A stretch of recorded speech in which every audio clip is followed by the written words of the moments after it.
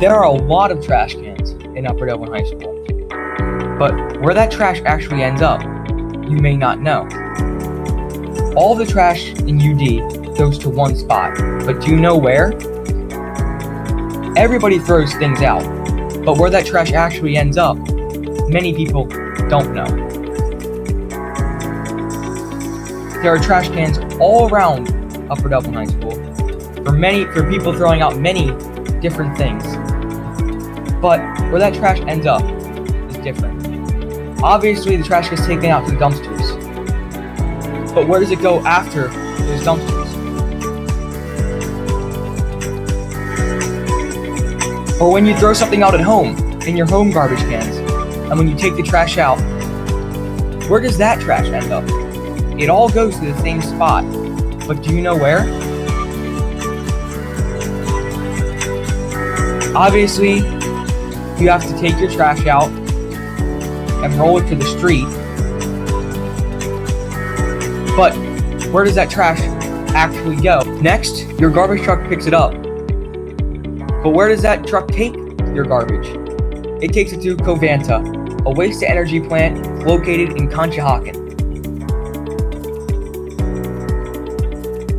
On the way into the facility, the trucks are weighed on these scales. Then the trucks go to the tipper room, where they dump all of their trash. Covanta processes approximately 1,216 tons per day of municipal solid waste. After the trash is burned, the waste goes here.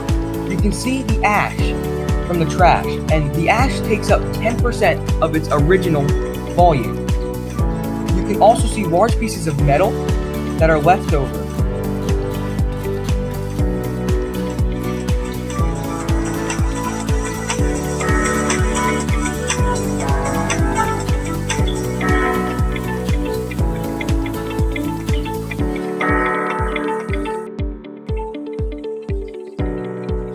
In this room, you see non-ferrous metals, which means they are not magnetic to the magnets at Covanta.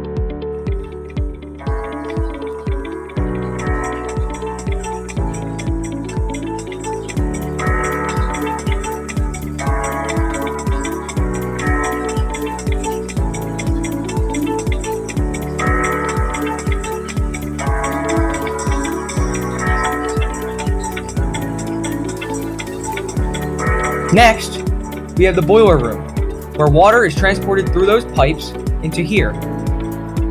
When trash is burned, it heats up water, which creates steam, which turns a turbine, which is how Covanta creates its energy. This is where all of that water is stored and waiting to be used. When it is turned into steam, then this water is then sent to the cooling tower to be turned back into water, because Covanta works on a closed-loop system.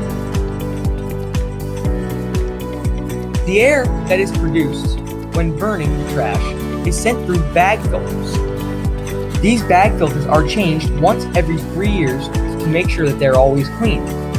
Those filters take everything harmful out of that air. It then travels to the stack, where fans blow the air out.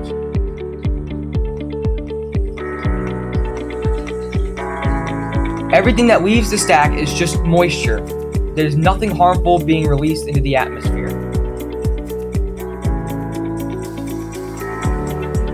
That is the bag filter.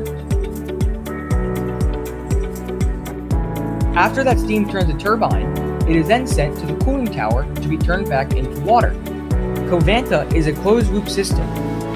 Therefore, they turn all of their steam back into water to be reused again. They don't waste any water in their process of creating energy.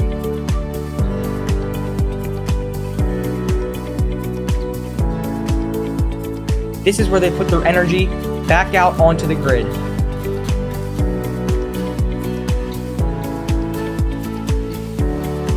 Thank you for watching my documentary. I suggest that everyone goes on a tour at Covanta to see where our trash in Upper Dublin goes.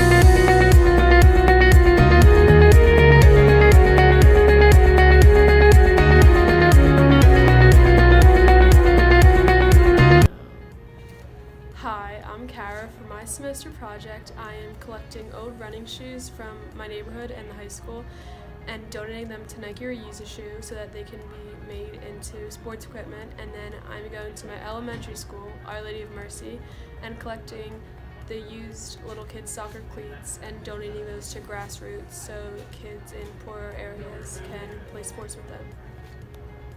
My name is Rita Ron, and my semester project is a trifold poster that will show the difference between the available water it takes to grow a pound of meat and like a hedge of lettuce, because our water supply is running out and people need to take steps to increase the amount or deplete it at a slower pace.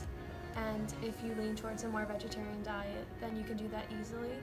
So through Pennypack Farms, I will be showing my poster at their vendors night for their organic night at Amphitheater, and it will help to show people that there's a way that we can stop our depleting water supply. Hi, my name is Shannon, and for my semester project I'm going to Thomas Fitz, and I'm teaching younger kids about water pollution and how it affects them in the community today. First day I'm going, I am doing a pair deck with them, and it's basically explaining what water pollution is, what's good and bad for the environment. And the second day I'm doing a mini lab with them, and the lab is basically about water samples in their community and what is good water and what is bad water, and how they can help the environment themselves with the smallest change. Hi, my name is Kenzie Walper, and for my semester project, I will be painting 3 paintings of the ocean. The first painting will be a bird's eye view of the ocean at its purest form, and the second painting will be a painting of the ocean, but it will be inspired by the famous painting, The Great Wave by Hokusai. And the third painting will be the same as the second painting, but it will include pollutants in the painting to show you what the ocean will look like if we keep polluting our waters. And before creating my art, I decided to go to Ocean City, New Jersey and clean off the beach from all the trash that was visible, but obviously I couldn't get to like the trash that was in the ocean and all through the beach. And I chose to do the art because art is a way of giving off a message without saying it. So making these paintings, I plan on doing so. Once finished with my paintings, I will be selling them online, and all of the money received will go to the organization called Surfrider, which fights for the protection and enjoyment of ocean waves and beaches through a powerful activist network. Okay, hi, my name's Sam Hoffman. My name's Karam Darwish. And my name's Everett Knight. And me and Karam did aquaponics. As you can see, it might annoy you in the back room sometimes. And I did hydroponics. Mine is even more annoying and more loud. And basically, aquaponics is when you take the fish excretion and then you filter it up into the plants, and the plants filter out and the water goes back into where the fish go. You want to add something? Basically, it's fish pooping. Well, you feed them first, and then that poop transfers into nitrogen and phosphates, which feeds or plants consume, and then the water gets cleaner. But yeah, other than that, hydroponics. Hydroponics is a similar idea, but without the fish, you need the high phosphates and stuff. So you have to add fertilizer to the water. Nice.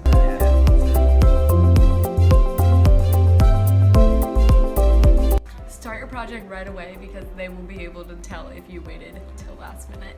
I just want to say that one tip you should use while doing your semester project is to make sure that you don't start at the last day and work on it for the weeks they give you. Definitely do your semester project on something that interests you and you'll actually want to work on and spend time on.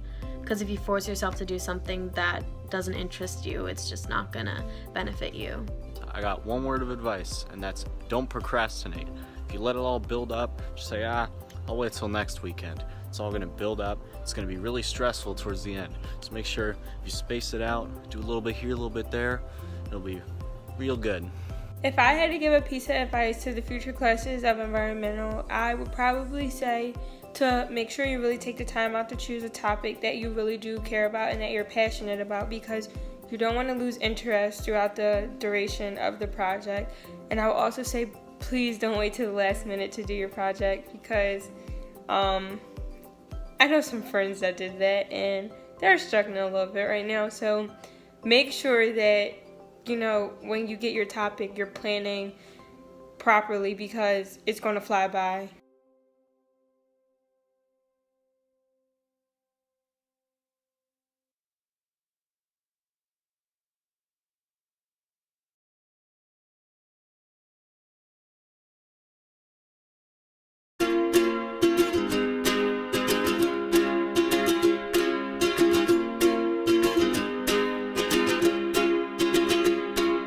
I was scared of dentists and the dark. I was scared of pretty girls and starting conversations. All my friends are turning green. Yeah, the magician's assistant in their dream.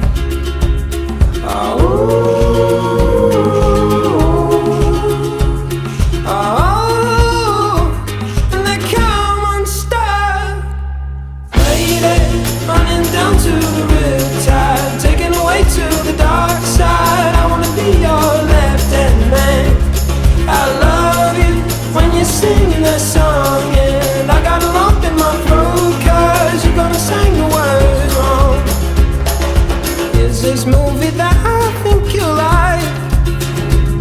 This guy decides to quit his job and head to New York City. This cowboy's running from himself. She's been living on the highest shelf.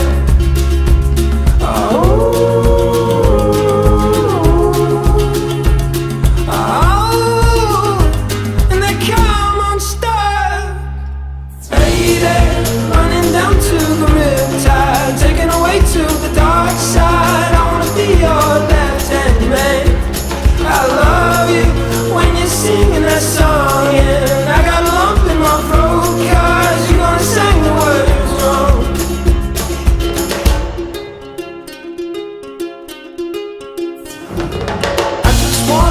I just wanna know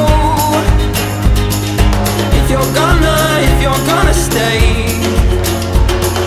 I just gotta know. I can't have it any other way. I swear she's destined for the screen. Closest thing to Michelle Pfeiffer that you've ever seen. Oh, lady, running down to the riptide, taken away to the dark side. I wanna be your left-hand man. I love you when you're singing that song, and I got a lump in my throat 'cause you're gonna sing the words wrong. Oh, lady, running down to the riptide, taken away to the dark side. I wanna be your left-hand man. I love you when you're singing that song, and I got a lump in my throat 'cause you're gonna sing the words wrong. Oh, lady, running down to the riptide, taken away to the dark side. I wanna be your left-hand man.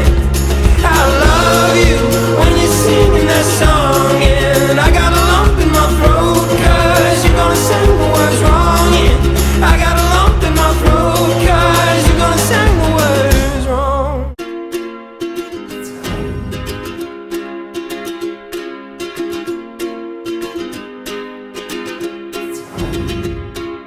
I was scared of dentists and the dark.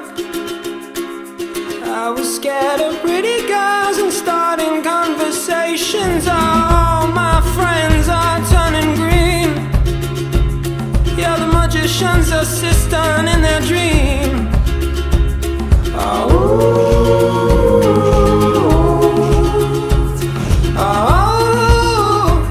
And they come unstuck.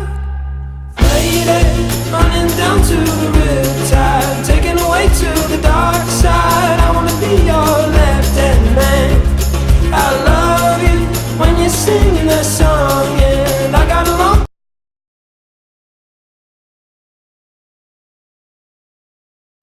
What's it called when we tear all these trees down? And what's the aftermath of tearing down all these trees?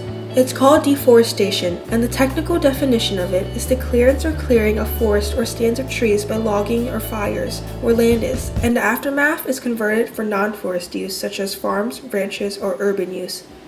18 million acres of trees are lost each year, and that's almost roughly the size of Panama. So why do we keep tearing down the trees that give us oxygen, that give animals a place to call home, that give beautiful nature, that provide us with food?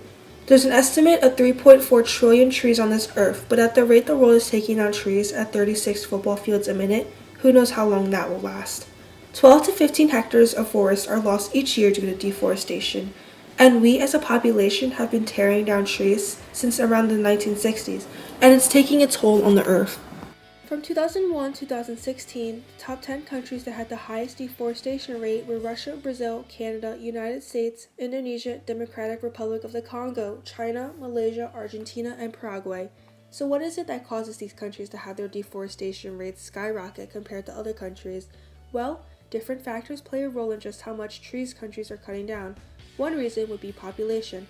Higher populated countries such as Russia, China, and the United States will have a higher deforestation rate compared to other countries such as Jordan, Libya, and Iraq, which are smaller. This is because of space and how they need to create a more livable space for population.